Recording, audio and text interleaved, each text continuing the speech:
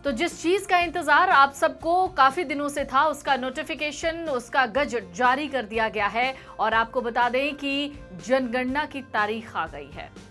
अब क्या होगा, कैसे ये पूरा प्रोसेस किया जाएगा, कैसे होगी जनगणना। सबसे खास बात तो ये है कि इस जनगणना के साथ साथ जाति जनगणना भी हो रही है। लेकिन अब इन सब चीजों के बाद से आपके मन में कई सवाल उठ रहे होंगे। आखिरकार तारीख क्या होगी, आपके राज्य में कब जनगणना होगी और जातीय जनगणना कैसे कराई जाएगी। ये कई ऐसे सवाल हैं जिसका जवाब इस वक्त आप अलग अलग जगहों पर ढूंढ रहे होंगे। तो चलिए आज हम आपको इसी वीडियो में सारी जानकारी बस एक क्लिक में दे देते हैं कि जातीय जनगणना के साथ जो जनगणना होनी है, इन सब चीज़ों की जो तारीख है, यानी जो पूरा प्रोसेस होने वाला है, वो कैसा होगा। और एक और ख़ास बात, नोटिफिकेशन जारी होने के बाद जो स्टाफ्स हैं उनकी नियुक्तियां होंगी, उनको ट्रेनिंग दी जाएगी, डेटाबेस तैयार किया जाएगा।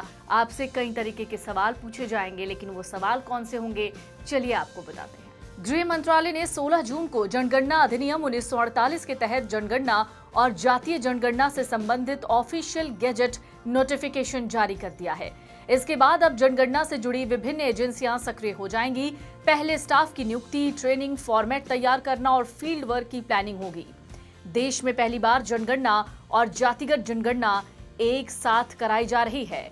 जातियों की गणना के साथ साथ जनगणना 2027 को 2 चरणों में कराने का फैसला लिया गया है।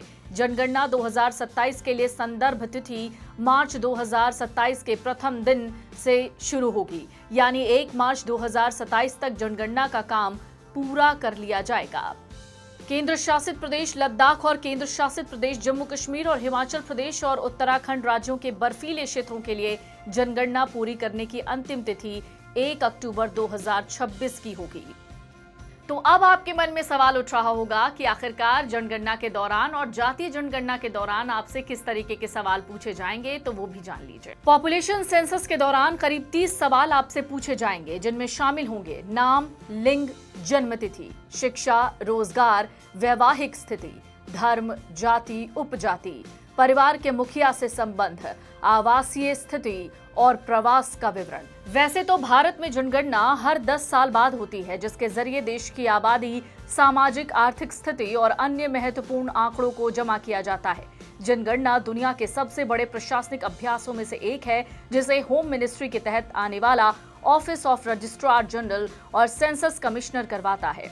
कोरोना महामारी के कारण 2021 में होने वाली जनगणना टल गई थी और अब ये 2025 में शुरू होने वाली थी। इसी वजह से अब जनगणना के सर्कल में भी बदलाव हो गया है और इसके बाद अगली जनगणना 2035 में कराई जाएगी। इस बार जनगणना की प्रक्रिया 2 फेज में पूरी होगी। पहला चरण 1 अक्टूबर 2026 तक पूरा किया जाएगा, जबकि दूसरा और अंतिम चरण 1 मार्च 2027 तक पूरा होगा। इसके लिए 1 मार्च 2027 की मिडनाइट को रेफरेंस डेट माना जाएगा, यानी उस समय देश की जनसंख्या और सामाजिक स्थिति का जो भी आंकड़ा होगा वही रिकॉर्ड में दर्ज होगा।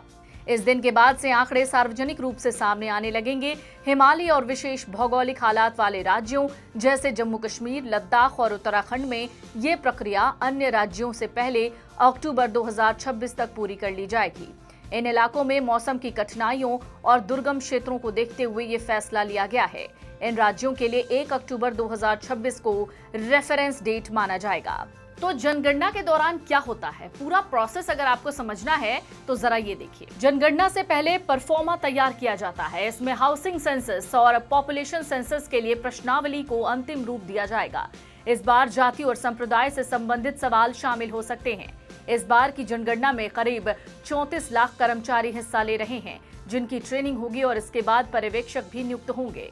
इनका प्रशिक्षण 2 महीने तक चलेगा, जिसमें डिजिटल डिवाइस और मोबाइल ऐप्स का इस्तेमाल करना सिखाया जाएगा। डिजिटल गणना के लिए सॉफ्टवेयर में जाति, उपजाति और ओबीसी के लिए नए कॉलम और मेन्यू शामिल किए जाएंगे। हाउसिंग सेंसस के प्रोसेस के दौरान घरों की लिस्ट तैयार की जाती है और आवासीय स्थिति, सुविधाओं और संपत्ति से संबंधित जानकारी जमा कर ली जाती है। इस प्रक्रिया में गणनाकार घर घर जाकर परिवारों से सवाल पूछते हैं, जैसे घर का इस्तेमाल आवासीय, वाणिज्यिक किस तरह से करते हैं, पेयजल की उपलब्धता, शौचालय, बिजली और अन्य सुविधाएं, संपत्ति का स्वामित्व, वाहनों की संख्या का डेटा जमा किया जाता है। इसके बाद पॉपुलेशन सेंसस की गणना की जाएगी, जिसका मकसद हर व्यक्ति की जनसांख्यिकीय सामाजिक और आर्थिक जानकारी जमा करना है। गणनाकार दोबारा घर घर जाकर राष्ट्रीय जनसंख्या रजिस्टर NPR और जनगणना से संबंधित सवाल पूछते हैं। इस बार 30 सवाल पूछे जाने की संभावना है। डिजिटल प्रोसेस के अलावा इस बार जनगणना में जातिगत गणना भी शामिल होगी। इससे पहले भी अनुसूचित जाति और अनुसूचित जनजाति से जुड़ी जानकारी मांगी जाती थी, लेकिन अन्य जातियों के बारे में गणना के दौरान जानकारी नहीं ली जाती थी। लेकिन इस बार हर व्यक्ति को अपनी जाति बताने का ऑप्शन दिया जाएगा, जो कि लंबे वक्त से चली आ रही मांग का हिस्सा है। साल 1931 के बाद ये पहली बार होगा जब जातिगत जनगणना का हिस्सा होगी। तो इस बार पहली बार ऐसा होगा जब जनगणना के साथ साथ जातीय जनगणना भी होनी है। कुछ और सवाल अगर आपके होंगे तो नीचे कमेंट बॉक्स में अपने सवाल हम तक आप पहुंचा सकते हैं। हम कोशिश करेंगे जनगणना से जुड़ी हुई तमाम अपडेट्स और तमाम नई बातें पूरे प्रोसेस को उस कमेंट बॉक्स में भी समझाएं। अगर आप ये वीडियो YouTube पर देख रहे हैं तो हमारे चैनल को सब्सक्राइब कर बेल आइकन दबाएं और Facebook पर देख रहे हैं तो हमारे पेज को लाइक करें।